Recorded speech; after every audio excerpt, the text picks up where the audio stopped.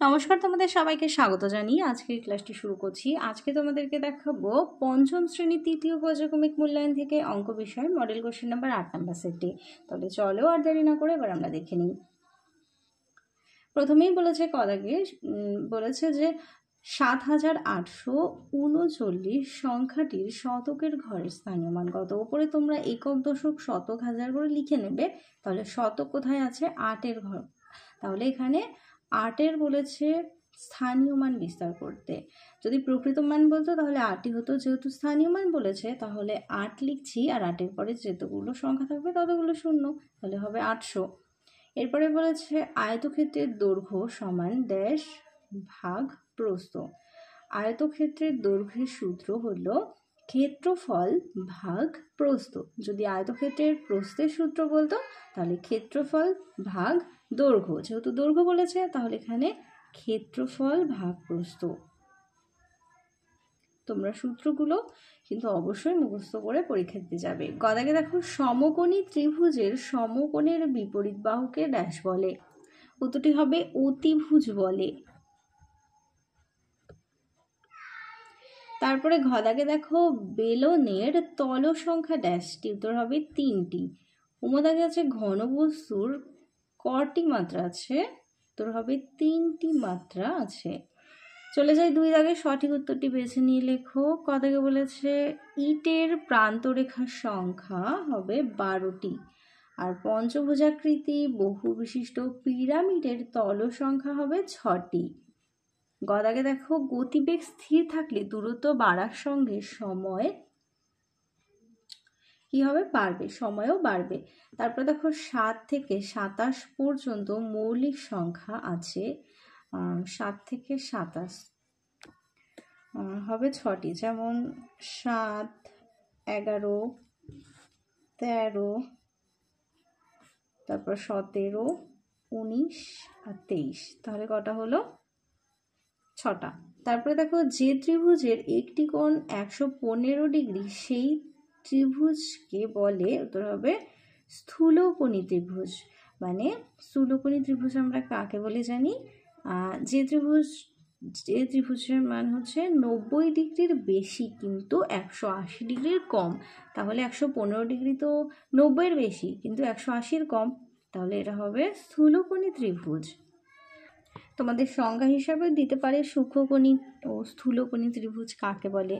চলে যাই 3 দাগে, বি জাতীয় শব্দটি বা সংখ্যাটি খুঁজে লেখো। বলেছে একক, ভাজক, শতক, দশক। দেখো একক, শতক, দশক এগুলো এক, আর আলাদা হচ্ছে ভাজক। তারপরে দেখো লব, শতাংশ, হর এগুলো এক, আর রেখাংশটা আলাদা। উচ্চতা, বর্গক্ষেত্র, ক্ষেত্রফল। বর্গক্ষেত্র, ক্ষেত্রফল, বাহু, এখানে উচ্চতাটা হবে আলাদা। আর এখানে দেখো তাহলে এটা গুণ করলেও 6 পাচ্ছি, 3 এটা, তাহলে এখান থেকে আমরা 3 গুণ 2 করলেও 6 পাচ্ছি, এখানেও 3 গুণ 2 করলে 6, 6-এর সঙ্গে 1 ভাগ করলেও 6 পাচ্ছি, কিন্তু এটা ভাগ করলে আমরা 6 পাচ্ছি না, 4 পাচ্ছি, তাহলে এটা আলাদা। এরপর দেখো 9-এর 12, দেখো এটাকে 3 দিয়ে কিন্তু কাটাকুটি করা যাচ্ছে, 3 3 3 4 12। দেখো এখানেও এটা ভাগ করলে এই যে 3-এর 4 পেলাম।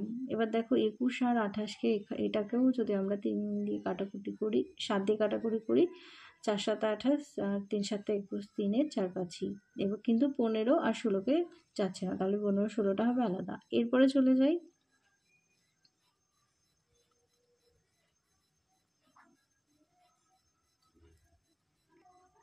4 দাগে, নিম্নলিখিত প্রশ্নগুলোর উত্তর দাও। কদাগে বলেছে একটি আয়তকার বাগানের ক্ষেত্রফল 120 বর্গমিটার এবং দৈর্ঘ্য 20 মিটার হলে বাগানটির প্রস্থ কত?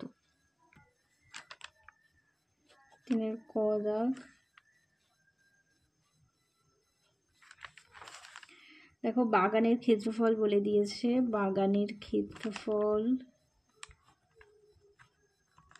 কত বলেছে? 120 বর্গ মিটার। এবার বাগানের দৈর্ঘ্য চেয়েছে, বাগানের দৈর্ঘ্য বলেছে 20 মিটার। এবার প্রস্থ চেয়েছে, সুতরাং বাগানের প্রস্থ আমরা আমরা একটু আগে সূত্রটা দেখলাম যে ক্ষেত্রফল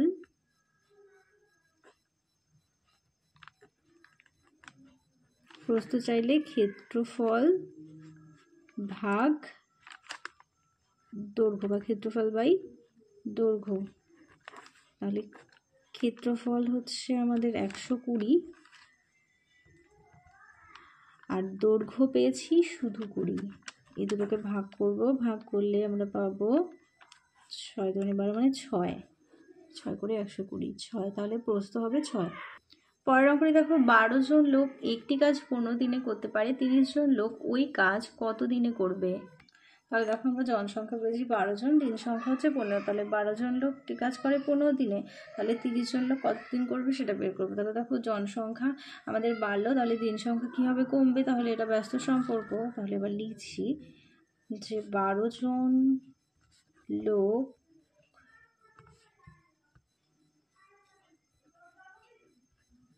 কাজ করে 15 দিনে, তাহলে একজন লোক কাজ করে 12 গুণ 15। তো ব্যস্ত সম্পর্ক হয়েছে, তাই আমাদের বিপরীত সম্পর্ক হলে গুণ করতে হবে।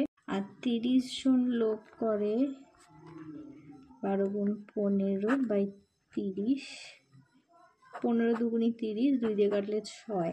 উত্তর হবে 6 দিনে। উত্তরটি হবে, লিখবে যে ওই কাজ 6 দিনে করবে। পরের অঙ্কটি দেখো, অমলদের বাগানে কিছু চারা গাছ বর্গাকারে লাগানো আছে। একটি সারিতে 13টি করে চারা গাছ থাকলে মোট চারা গাছের সংখ্যা কত? দেখো একটা সারিতে হচ্ছে 13টি, তাহলে এখানে মোট কতগুলো চারা আছে সেগুলো বের করতে হবে। এবার পুরো বাগানটা বর্গাকারে লাগানো আছে, তাহলে বর্গাকারে লাগানো থাকলে আমরা বর্গাকারের সূত্র জানি। এই পাশে যদি ক্ষেত্রফল হয়, ক্ষেত্রফলের সূত্র কি? বর্গক্ষেত্রের ক্ষেত্রফলের সূত্র হচ্ছে বাহু স্কয়ার। তাহলে আমরা একটা সারিতে যে 13টি পেয়েছি, তাহলে এটা হচ্ছে একটি সারি মানে এক ধার মানে একটি বাহু হচ্ছে 13 পেয়েছি। তাহলে আমরা এখানে লিখতে পারি যে মোট চারা গাছের সংখ্যা, যেহেতু আমাদেরকে ক্ষেত্রফল হিসেব করে বের করতে হবে, তাহলে বাহু স্কয়ার মানে হচ্ছে 13 তার হোল স্কয়ার মানে হচ্ছে 13 গুণ 13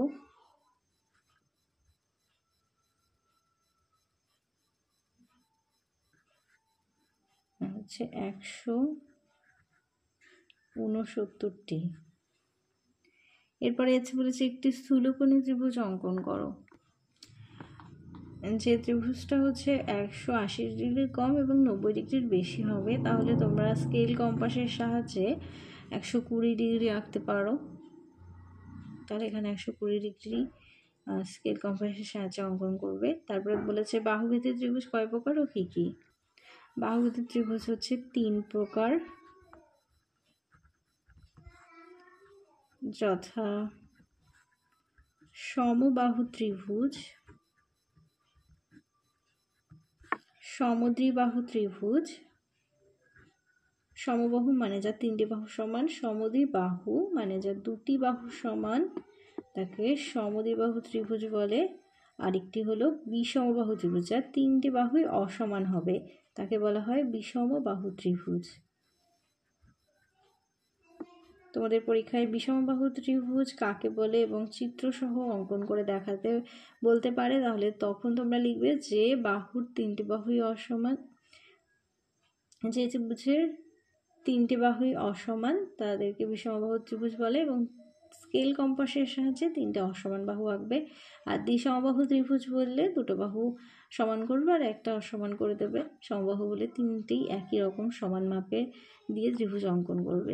দাগে বলেছে নিচের লেখচিত্র আমাদের স্কুলের 2022 সালের বার্ষিক পরীক্ষায় প্রথম শ্রেণী থেকে পঞ্চম শ্রেণী পর্যন্ত গণিতে পাশের সংখ্যা দেখাচ্ছে। দেখো প্রথম শ্রেণীতে এখানে দেখো কিছু ছবি দিয়েছে, বলেছে গণিতে পাশের সংখ্যা। এই ছবিগুলো হচ্ছে 10 জন করে, একটা ছবি হচ্ছে 10 জন করে। তাহলে প্রথম শ্রেণীতে দেখো 1 2 3 4 5, তাহলে 5 মানে হচ্ছে এখানে 50। আর তৃতীয় শ্রেণীতে হচ্ছে 3 মানে 30, দ্বিতীয় শ্রেণীতে 3টে আছে মানে 30, তৃতীয় শ্রেণীতে 3টে মানেও 30, চতুর্থতে 4টে আছে মানে 40, পঞ্চম শ্রেণীতেও 4টে আছে মানে 40। এবার বলেছে কোন শ্রেণীর ছাত্রছাত্রীরা বার্ষিক পরীক্ষায় গণিতে সব থেকে বেশি পাশ করেছে। দেখো গণিতে বলেছে তো প্রথম শ্রেণীতে বেশি আছে, তাহলে এখানে লিখবো যে প্রথম শ্রেণী।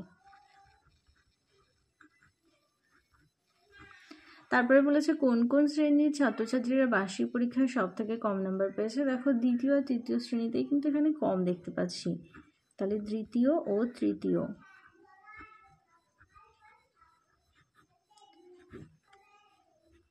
এরপরে আছে পঞ্চম শ্রেণীর কতজন ছাত্রছাত্রী বার্ষিক পরীক্ষায় গণিতে পাশ করেছে। দেখো এখানে কতজন বলেছে, 4টে আছে, 4 মানে কিন্তু 40, কারণ একটি মানে 10 জন, তাহলে 4 মানে 40 জন, তাহলে এখানে লিখবে 40 জন ছাত্রছাত্রী।